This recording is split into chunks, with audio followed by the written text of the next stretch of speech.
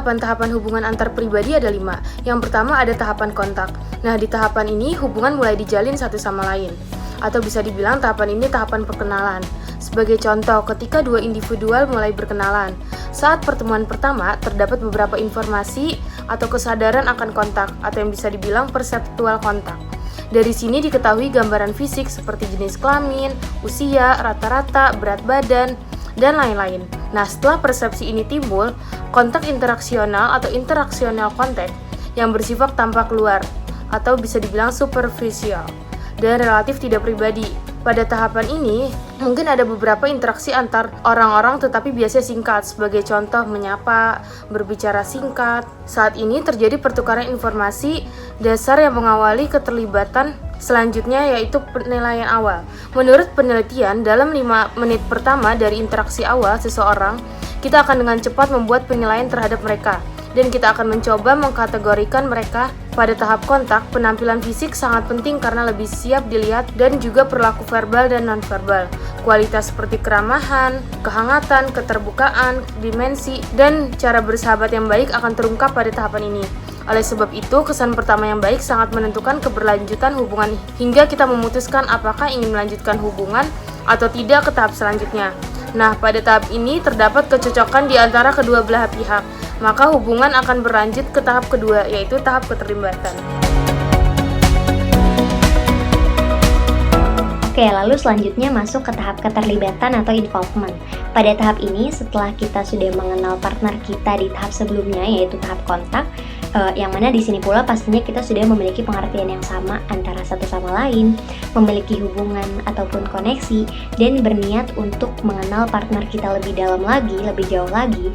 Nah, di tahap ini, tahap keterlibatan itu dinilai sangat penting gitu, karena keterlibatan partner kita itu di sini bisa diuji.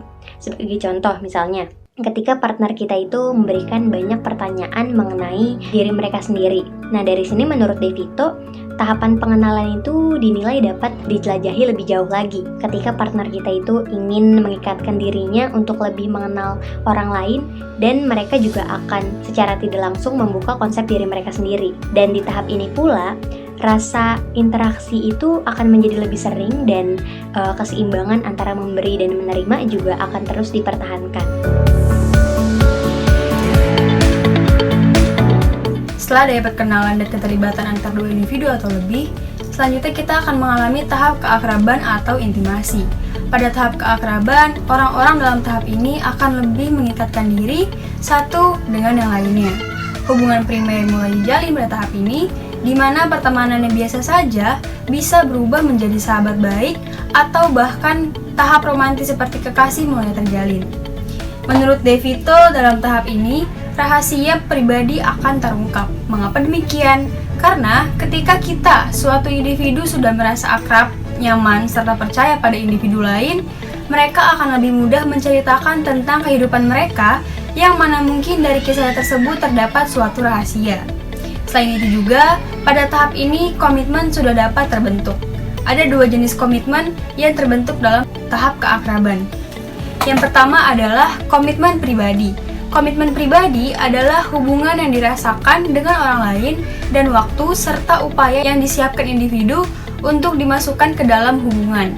Ini bisa menjadi masalah jika asimetris, dengan satu orang merasa lebih berkomitmen daripada yang lain. Yang kedua adalah komitmen interpersonal. Komitmen interpersonal mengambil komitmen pribadi dan membuatnya eksplisit di kedua arah. Seperti contohnya, kedua orang menyatakan kasih sayang satu sama lain.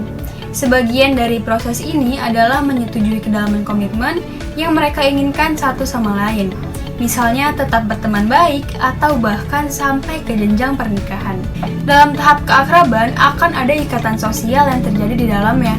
Di luar level pribadi dan antar pribadi, mengomunikasikan kedalaman hubungan mereka kepada orang lain membuat lebih sulit untuk mundur atau putus. Ikatan sosial menunjukkan satu sama lain komitmen jangka panjang mereka dan harus memperkuat hubungan. Setelah meresmikan pengaturan, setiap pembubaran juga akan membutuhkan proses formal, menurut Devito. Pada tahap ini juga terjadi kegelisahan. Seperti yang kita tahu kan, hubungan tidak semuanya manis, ringan, dan bahkan setelah komitmen publik, setiap orang mungkin khawatir tentang masalah yang mungkin terjadi. khususnya kecemasan keamanan atau security anxiety, yaitu kecemasan jika ditinggalkan. Selanjutnya kecemasan pemenuhan atau fulfillment anxiety, yaitu bahwa hubungan yang dekat dan istimewa akan berlanjut. Yang terakhir yaitu kecemasan kegembiraan atau excitement anxiety, bahwa sensasi akan berlanjut dan kebosanan dan rutinitas tidak akan terjadi. Sekarang kita udah masuk nih ke tahap kerusakan atau deterioration. Nah, di tahap kerusakan ini nih teman-teman, ketika kekuatan hubungan kita itu menurun dan orang-orang di dalam hubungan tersebut itu merasa hubungan itu nggak sepenting dulu lagi loh.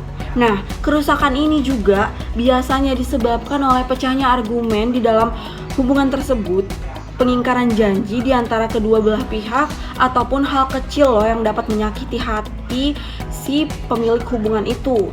Nah, selain hal tersebut teman-teman, kebosanan juga dapat loh menjadi pemicu kerusakan di dalam suatu hubungan.